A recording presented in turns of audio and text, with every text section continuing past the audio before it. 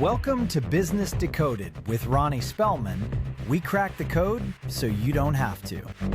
Welcome to the Business Decoded podcast with Ronnie Spellman. We're back with my very good friend, Steve Ingalls, who's the CEO of Catalyzer. Steve, welcome back. Glad to still be here. Now, when we left off, we were discussing your helicopter crash, and man, that should be a movie, just to talk about the impact and being able to survive a helicopter crash, which is, I don't know what the statistics are on it, but I presume the way that happened with you hitting two mountains isn't necessarily the highest percentage of survivability. But it's good to have you back, and want to talk more about the business side of what you're doing these days. Sure. Yeah, so you spent 22 years in the Army. You commanded a lot of soldiers, and you've been across the entire globe as an Army officer. You've developed the strategic plans for, I believe, a 30,000 Army force unit that focused and addressed the Army transformation. So you have a lot of critical leadership experience in our military, and then you decided to leave and go into the private sector. But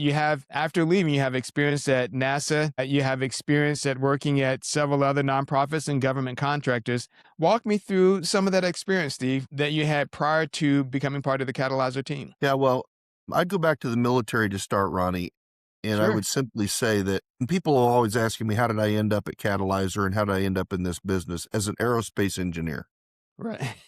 And I would say that probably the greatest instructor in the first 50 years of my life was failure. I spent a lot of days as a really flawed leader, and all of that with some retrospect and some wisdom and some reflection is why I think we're as good as we are. We can empathize with those people that are struggling in business and in leadership and in their roles, and we can offer a glimpse of what's possible, or they to adopt some of these alternative behaviors. So that's the first thing. But leaving the military, to your question, I got an opportunity to leave the military. Many of my contemporaries would have gotten out and gone to a large federal contractor and continued to interact with the military on a day-to-day basis. I chose not to.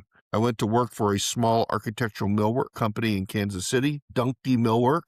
It coincidentally was owned by a former Marine Corps jet pilot, an A-6 pilot, John Dunkey, and he hired me as a quality engineer. Within a week, I was running the plant. Wow. 45-ish employees in Lenexa, Kansas. And when I say architectural millwork, that's not always familiar to people. We made cabinets, we made countertops, we made custom pieces of furniture. We had a finished department, and it was, to this day, I would say it was one of the most rewarding jobs that I'd ever had, only because, well, the people were great for sure. Sure. But for the first time in my professional career, I could touch the product of my productivity at the end of the day. Yeah. Right. I love manufacturing for that same reason. I could touch it. I could see it. At the end of that short time frame, which was also a tough job, I was fortunate to go and work at the University of Kansas at a National Science Foundation research center studying climate change around some of the brightest, and I would note most difficult, electrical engineers on the planet. We were designing, they were designing radar for both airborne and surface-borne application, and our intent was to map the ice sheets in Greenland and Antarctica. The idea being that if you can map the ice sheet and you could do that in a repetitive way, you could track the volume change in those ice sheets that comprise most of the Earth's water and be able to therefore predict some level of impact to sea level rise from climate change. That was a 4.5-year love affair. It was a difficult job. I had a difficult and demanding boss, but I'll leave it at that. It was the relationship with my boss as well, and as is the case with about 80 to 90% of humans, it was a relationship with my boss that drove me away. I was out of work as a 50-year-old for about 7 months, and that's when I met this organization.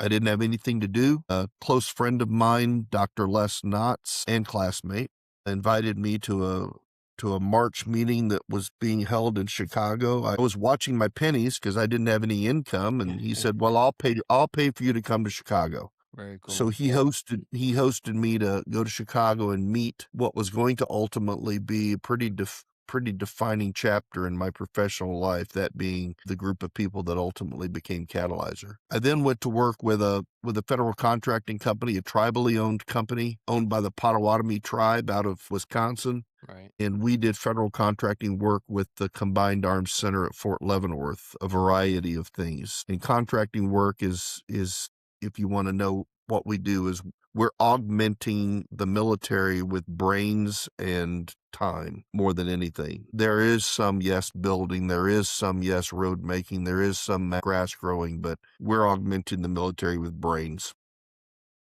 And time. I did that for about a decade. All the while, the companies that I was working with in that space were allowing me to stay with Catalyzer and continue to grow Catalyzer until about 2018, when my then company, Tritium Corporation, where I was just last week working with them Right. again, had gotten big enough that I was no longer capable of supporting them in the manner they deserved, nor was I, and Catalyzer was getting big enough that I couldn't do that justice either. So I left Tritium and then went full-time at Catalyzer in about 2018. And there ever since. Now, Steve, that is an interesting transition, because at Tritium, it was a more established company, maybe a Yes. little larger, and you decided to give up stability to work at a company that was still relatively new, but growing. Yes. What factored into that decision for you? Well, there were two things. The first is a partner, business partner. Chris John, still a business partner to this day. He was a founding plank holder in Catalyzer. He Right. and my partner, Dennis Passavoy, have been there since the beginning. Each of them wrote an $883.50 check to start this organization. They're the only two humans that have ever written a check to Catalyzer to start the business, and that were in Catalyzer. Chris had an adage about him. Chris is our wild-haired entrepreneur among the four owners, and he is take the leap. He's encouraging you, take the leap, jump off the cliff. Can't be an entrepreneur halfway. You have to either do it or don't. So that was one. Two is I'm confident, regrettably sometimes to the point of arrogance, in myself. All of the times that I have had missteps as a professional is when I've gotten drunk on my own Kool-Aid.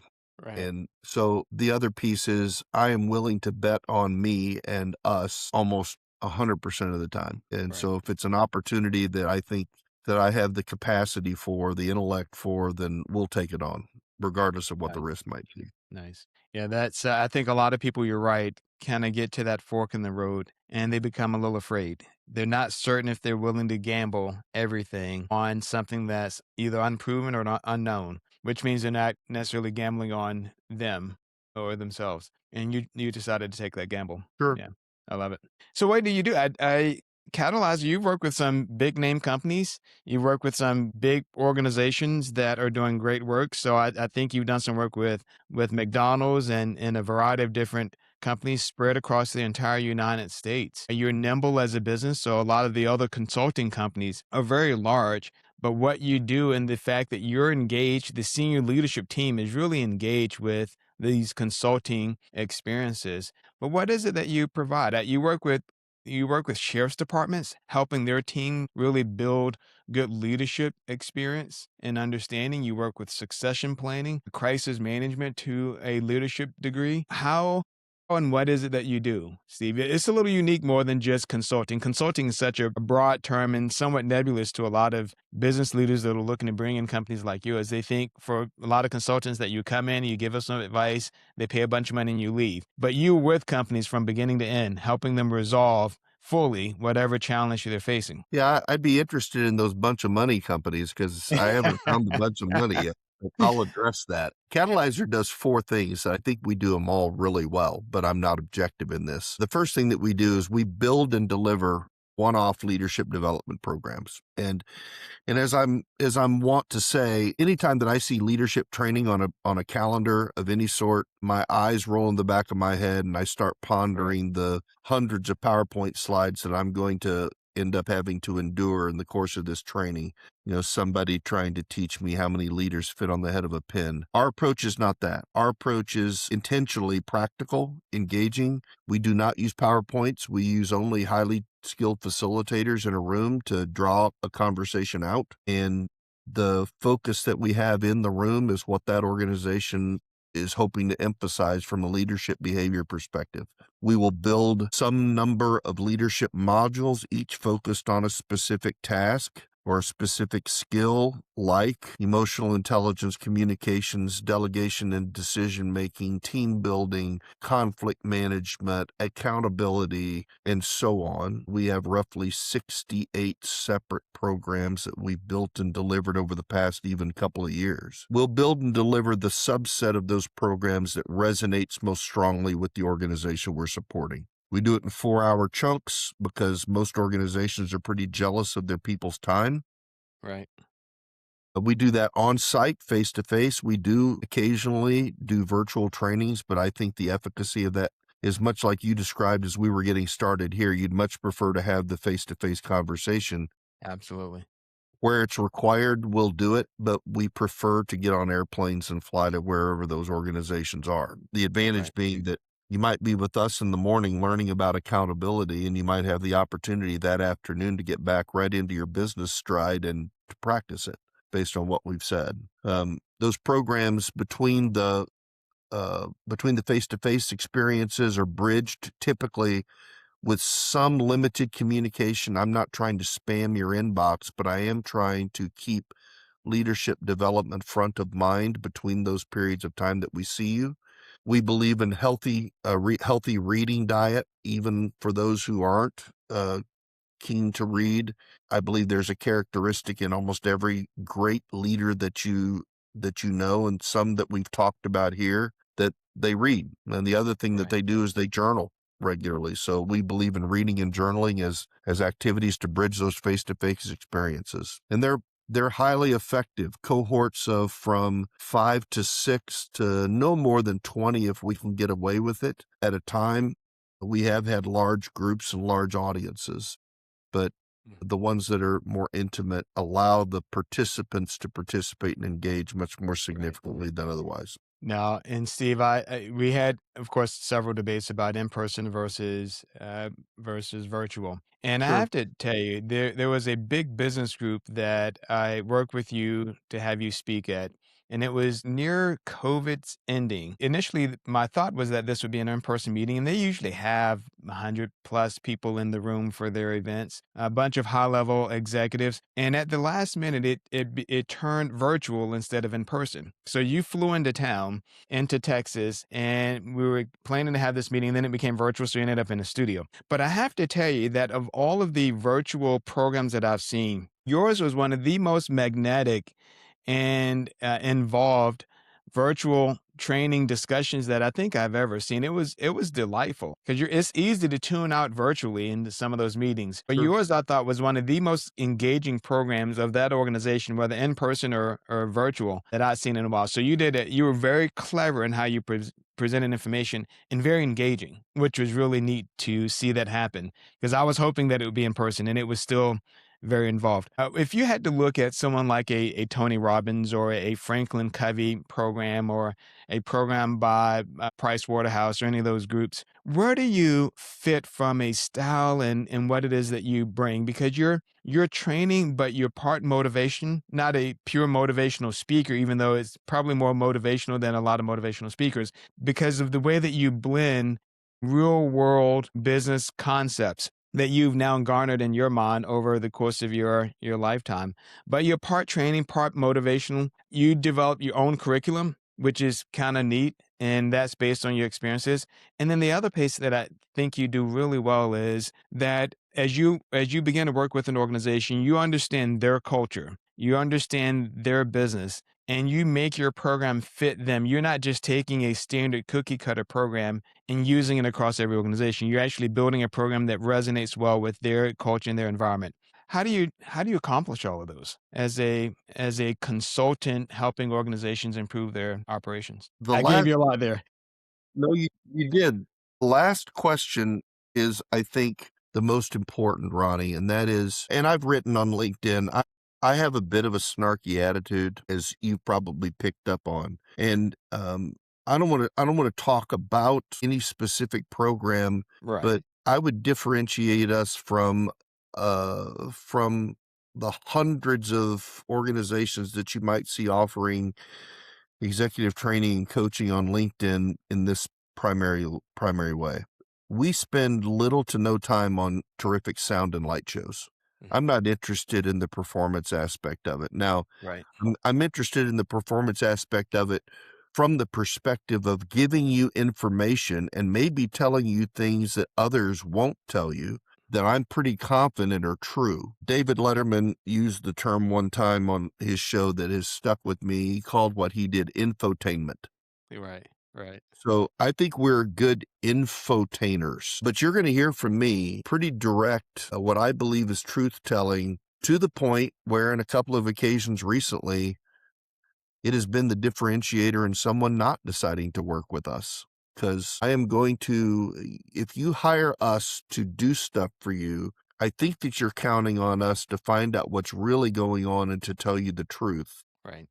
not to tell you what you want to hear. So if we need to throw high and tight at your head, we're going to throw high and tight at your head. Right. We do know where the check's written. We do know who we are in contrast to who you are. We're the consultant, but I believe wholeheartedly you're paying us for what we think, what we learn, and what we think. Well, in my opinion, you're being paid to get a solution. And I think you're right. So many people come in as consultants and they're trying to balance this really weird line between trying to give you the honest truth on what's going on and trying to tell you what they think that you want to hear just to kind of get by without offending you. And not that you want to offend a client, but sometimes they need to hear kind of the tough truth so that they can get to a better place. And that's what I appreciate greatly about you. I had one of the companies, I can't necessarily mention them by name, but it's a good organization, small organization. In one of our locations, we were having a bit of an issue with one of our leaders. And he happened to be very big ego. He was an engineer by training. He had also been in the military. And the way that he interacted with a lot of the team members was just complicated.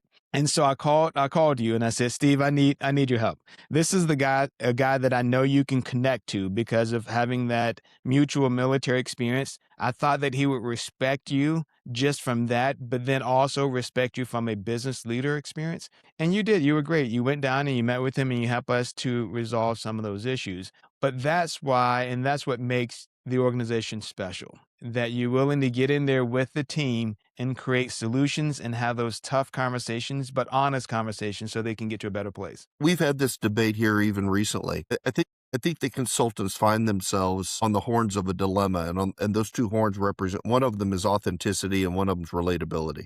I want to show up and I want to be relatable. Now, the advantage of the background that many of us have at Catalyzer is that we've been in hangars and we've been in motor pools and we've been in boardrooms and we've been in front of very, very senior executives. We've been in front of struggling young professionals. We've been in front of superstar young professionals. The diversity of our experience is pretty substantive, as is the benefits that we have of education, which means that if you mentioned, well, I was delivering a program in Delta, Colorado a couple of years ago, and typically, as is the case, I'll ask where the veterans are in the room, and a young man raised his hand, and I said, well, so what do you do?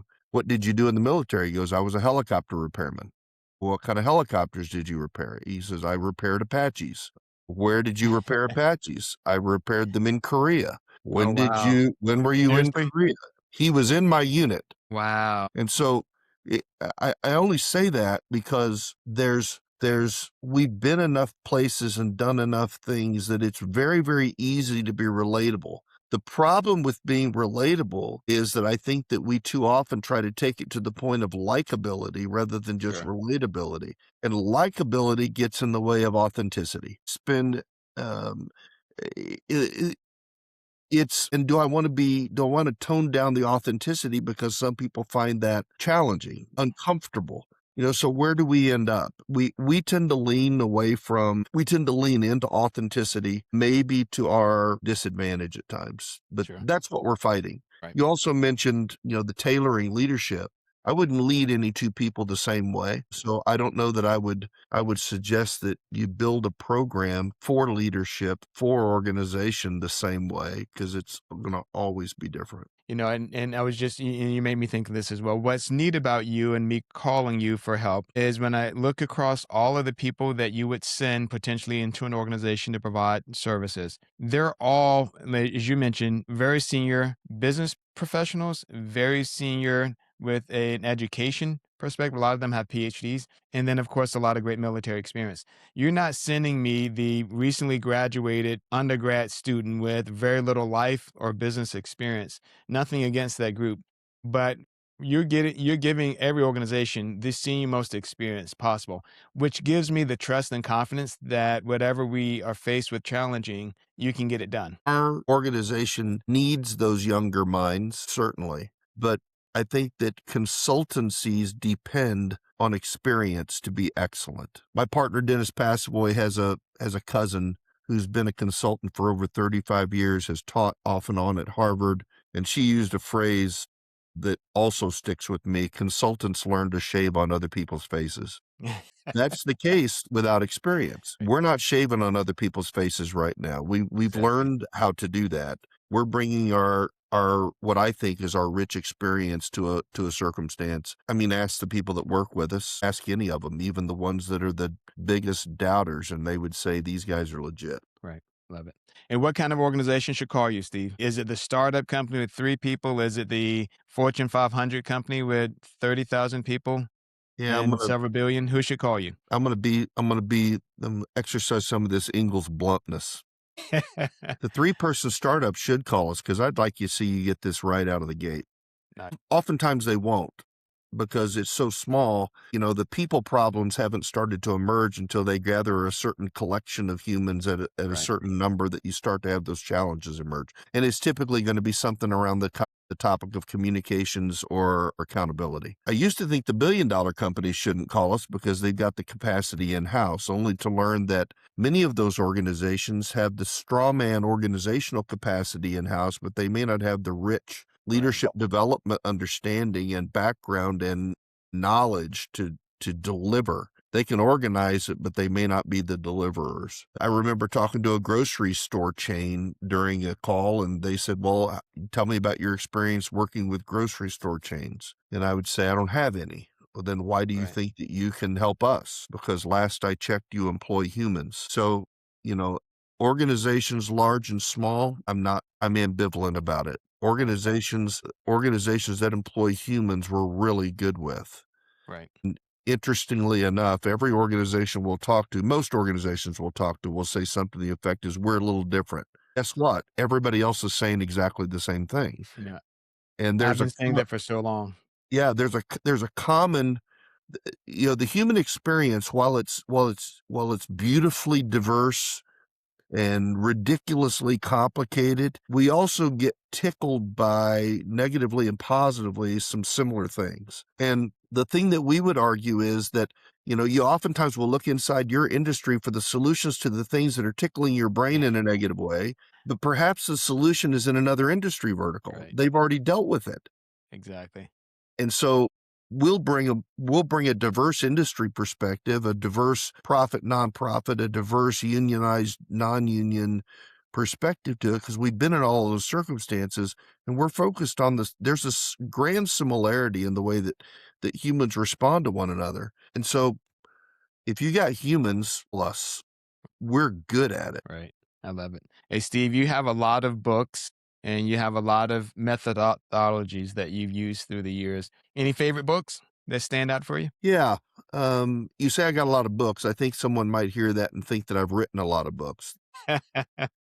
The short answer is, you can see my byline in one book, Leadership in Dangerous Situations, which is a compendium of thinking about the leadership application in crisis situation. My colleague, our Catalyzer partner, Dr. Joe Doty, and I were co-authors on that chapter, focused on character and the imperative of exercising character in crisis situations. But to your other question, books. The best book on the planet, in my humble opinion, that deals with a foundational leadership skill, emotional intelligence, is Emotional Intelligence 2.0 by Travis Bradbury and Gene Greaves. Very practical. It's not a curl up with a cup of cocoa and a blanket in front of a fire kind of book. It's a toolkit. Where accountability is concerned, the Most books in the accountability aisle at Barnes & Noble have two primary points. Accountability is good, just be more accountable. I don't find that particularly helpful. But Right. a series of books written by partners in leadership, some former BYU professors, 3 books in sequence: The Oz Principle about individual accountability, How Did That Happen about interpersonal accountability, and Change the Culture, Change the Game about an organizational accountability culture are superb. If you're struggling with coaching other people, providing feedback, motivational performance feedback, Rhodes Scholar Michael Bungay Stanier, terrific book called The Coaching Habit.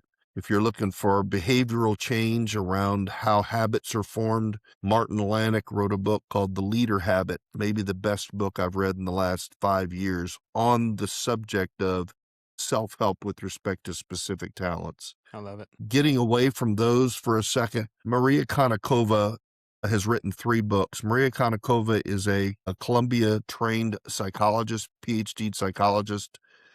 My favorite story about her is, and her area of study is decision-making in the face of incomplete information. So she took her research to the professional poker table and learned Texas No Limit Hold'em poker and continues to be a professional poker player given what she learned. But she wrote a book called The Biggest Bluff, which is not just about decision making, but also about accountability, also about communications, about dealing with struggle. She was struggling with a physical ailment, migraines, severe migraines at the time she was writing the book. She also wrote a book. She's written 3 books. The second one is How to Think Like Sherlock Holmes is the subtitle.